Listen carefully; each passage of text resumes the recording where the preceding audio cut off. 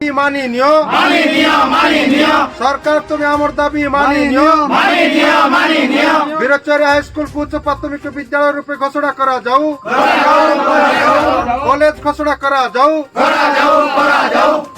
छात्र छात्री नाम पंजीकरण बेलू ही बंद हो गला सरकारी ऑनलाइन पंजीकरण पोर्टाल अंचलवासी प्रत्येक गणधारणा सह कॉलेज खोलने प्रतिवाद पिला नाम पंजीकरण बेलू ही बंद हो गला सरकारी ऑनलाइन पंजीकरण पोर्टाल अंचलवासी प्रत्येक गणधारणा सह कॉलेज खोलने प्रतिवाद एभली दृश्य देखा मिली नवरंगपुर जिला कोसावड़ा ब्लॉक अंतर्गत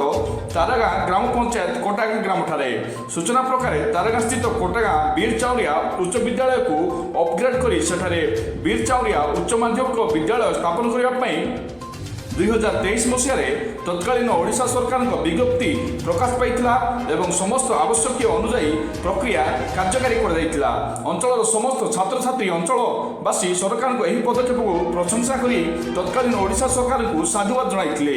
कोटागाँठारे उच्च माध्यमिक विद्यालय स्थापन करिवार सब प्रक्रिया शेष होई चलित शिक्षा वर्ष पिला नाम पंजीकरण करने अंचलवासी को सूचना प्रदान कर छात्र छात्री कोटागाँ वीर चाउरिया उच्च माध्यमिक विद्यालय नाम लेखाई ऑनलाइन माध्यम बहु उत्साह सह आवेदन करते सूचना था कि कोसावड़ा ब्लॉक तारागाँ पंचायत अति अपहंच पंचायत एवं कोसावड़ा सदर महकुमा ठारू 25 किलोमीटर दूर में अवस्थित रही पिला उच्च शिक्षा कोडिंगा स्थित राजा चाउरिया उच्च माध्यमिक विद्यालय उपर ही निर्भर रहा पड़ूला गरीब आदिवासी पिला प्रतिदिन कॉलेज जावासवाई नाई नथिबा असुविधार सम्मुखीन होगा पड़ूला निज अंचल नूतन कॉलेज खोलिबा एवं ऑनलाइन माध्यम नाम पंजीकरण करने पर आशायी छात्र छात्री को एवं लगी शक्त धक्का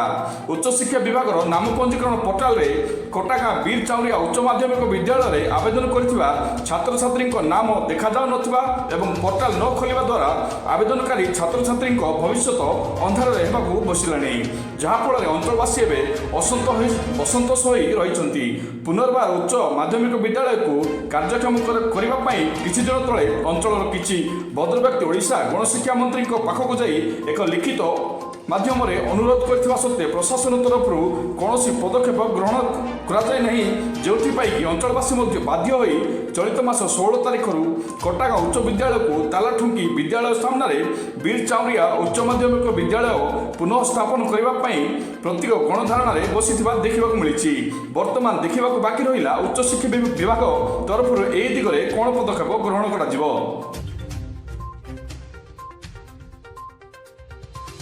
आज्ञा आमर धारणा बसचु आज को 4 दिन है गत 16 तारीख दिन ठार आम वीर चाउरिया हाईस्कूल फाटक आगे आम 10 गोटी ग्राम पंचायत सरपंच समिति एवं भद्र व्यक्ति स्कूल कमिटी समस्त ठारे धर्मघट देउछु जेहेतु कि आमको सरकार तरफ 19/10/2023 रे गोटे लेटर आसला ए वीर चाउरिया हाईस्कूल को उच्च माध्यमिक विद्यालय रूपे घोषणा करागला एवं आर्ट्स एवं साइंस व कला एवं विज्ञान रे आमर छात्र छात्री माने ई अंचल आदिवासी अंचल विच्छिन्न अंचल आमर पिला माने ऑनलाइन तरफ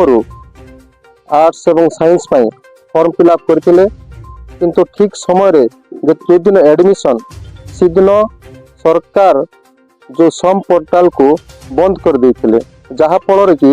आमर ई अंचल आदिवासी हरिजन समस्त वर्गर